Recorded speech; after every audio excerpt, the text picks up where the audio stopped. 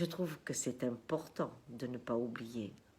L'histoire nous apprend la route qu'on a traversée et combien les acquis, les pensées, les valeurs sont fragiles et bougent à travers le temps.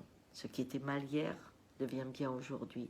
Mais il y a aussi le fait de transmettre les horreurs qu'on a faites et combien elles nous ont blessés pour nous faire vivre après une autre façon d'être ensemble. Pourtant, on peut utiliser la mémoire des événements graves d'une façon perverse. Et c'est de cela que je vais vous parler. Aujourd'hui, tous ces présidents qui sont allés en Israël pour pouvoir célébrer la fermeture des camps et pour dire plus jamais ça. Qu'est-ce que ça fait? Pourquoi on fait ça? On pourrait dire parce que on ne veut pas reproduire cette horreur. Mais ce n'est pas le cas. Ce que l'on fait, c'est qu'on met l'horreur dans le passé. Alors que ces dernières années, on n'a jamais autant réouvert de camps, quel que soit le pays. L'Europe, elle, paye pour qu'en Turquie, ou même comme l'a fait le rapporteur Ziegler de l'ONU, et Dieu sait que cet homme âgé, avec un nom comme il a, connaît ce que c'est que les camps de concentration. Quand il est allé au camp de Moria, il a vu un camp de concentration.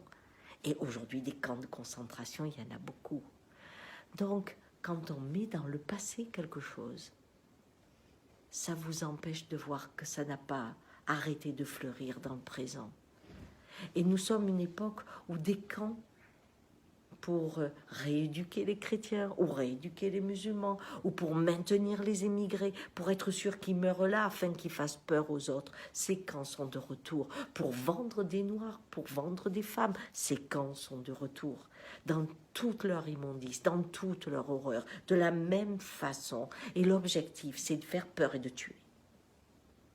C'est clair. Mais si je le mets à il y a 70 ans, je peux croire que nous sommes devenus civilisés et que tout est bien dans le meilleur des mondes. Voilà pourquoi je suis en colère contre ces célébrations qui pourraient célébrer le fait que les camps n'ont jamais cessé d'être ouverts. Mais qu'est-ce que ça veut dire pour vous? Eh bien, souvent on met dans le passé où on dit « Ah mais je suis plus comme ça. Ah non mais ça c'est fini, je le fais plus. » Et vous oubliez de regarder que dans le présent, vous êtes en train de poser les mêmes bases de vos camps passés.